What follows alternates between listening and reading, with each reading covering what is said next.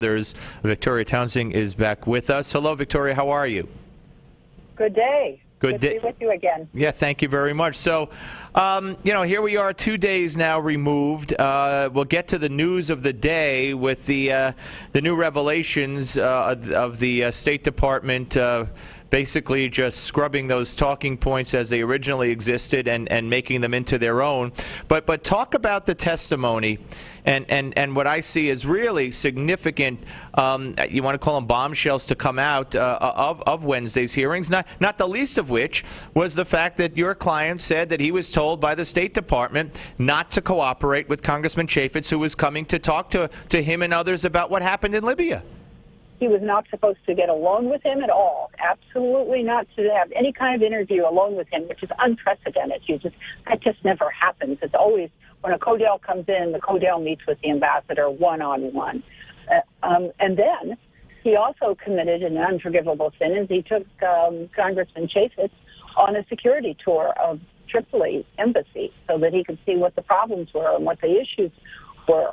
Then the minder that was supposed to always be present was kept out of a classified briefing because the minder didn't have the necessary clearances. So, but Greg Hicks didn't keep him out. It was the chief of the annex who kept him out. Anyway, that's when Cheryl Mills called Mr. Hicks and chewed him out royally. How dare you? You know, didn't keep things under cap. You gave a security tour. Weren't supposed to do any of that. Yeah. So, and she demanded to know everything that happened in the meeting that the State Department official was not allowed into. Yes, yes. And then he came back into the meeting and requested, after being chewed out like that, could they just bring in the minder? So then everybody broke up the meeting. That's what happened there. But then, within a couple of weeks, guess what happened? He's back in Washington, D.C. for the memorial service for the ambassador. And Beth Jones, Assistant Secretary Beth Jones, his immediate superior, and the person whom he first complained about Ambassador Rice's talking points, calls him in her office and chews him out, saying, the ambassador doesn't want you there. That was the acting ambassador.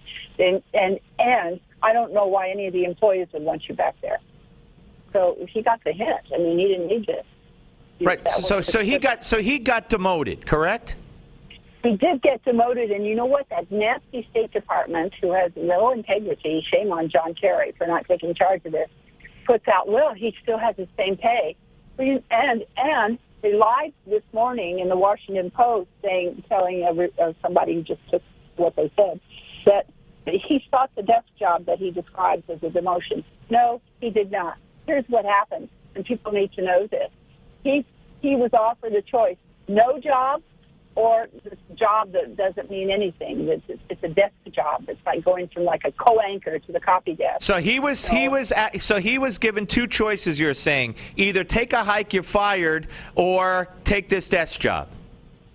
Right. I say it's like telling a starving man, hey, you get this choice. You can either have no food or you get this rotten steak. What would you like? Would you like a rotten piece of beef or no food at all? So my description is correct. And I'm hearing you right. He was either offered, either you get to lose your job and have no job and you're unemployed from here, or you take this lesser position at the same pay. That's what he was told.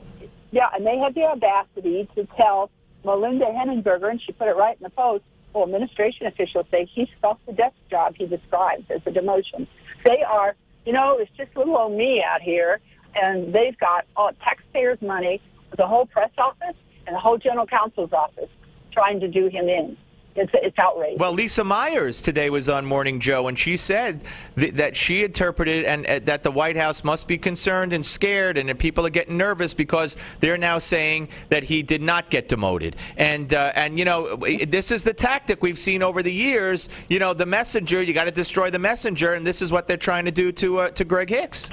They say it's old news. That's number one, and then they go out and try to destroy the messenger. I had some silly blogger call me, that he was going to write a hit piece on him. And I just, you can't deal with it all. They're getting all their little minions out there to do bad things, and I just hope the press gets sophisticated enough that they stop it. All right, we're talking to Victoria Toensing, the attorney for Greg Hicks. Now, you have another client who I mean, go ahead. No. My husband has a client. Okay, Joe DiGenova. Okay, and there's a fourth quote-unquote whistleblower who wants to do the same thing, wants to testify. But does this relate to what you told me last time? You couldn't get the proper security clearance to get this done? Well, those are specific things. I don't know anything about a fourth whistleblower. Okay. That really the committee deals with that. But the State Department is just making so many false statements. Last week they said I was lying about getting my clearance. Right. Guess what? I still don't have the proper top secret clearance to do to get the information my client wants to give me. I have, and so does Joe, secret clearance, which is not at all. You just can't get the information you need. So they're playing games again. And think about what else they did. On Tuesday, do you know that same spokesman, Ventrell, would not even verify the credibility of those three witnesses?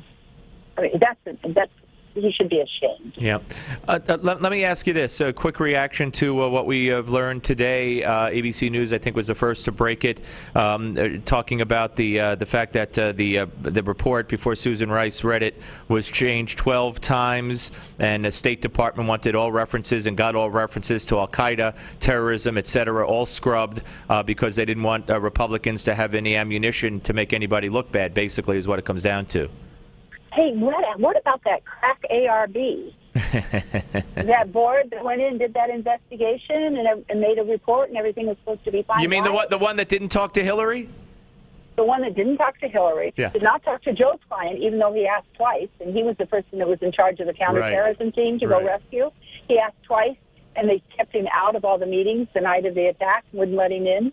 And then, you know the process? Are you aware of the process the ARB used?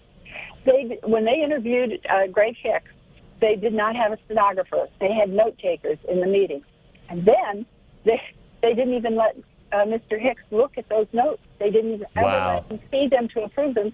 They never let him see the unclassified report before it was issued, and they still have not let him read the classified report. Now, Why am I not surprised? Why am I not surprised? Victoria, thank you so much. I appreciate it. Just one quickly, where do we go from here? Where do you think this is headed? Will we hear from your client again under oath? What's going to happen? Well, I think that there are more people out there, so we should hear from them. I've said time and time again, do the Republicans know how to spell subpoena? Yep. Well, a nice one committee doing it all would be nice. Hey, thank you for your time, Victoria. Appreciate it. Okay. Thank you. That's Victoria Toensing, ladies and gentlemen, representing Greg Hicks.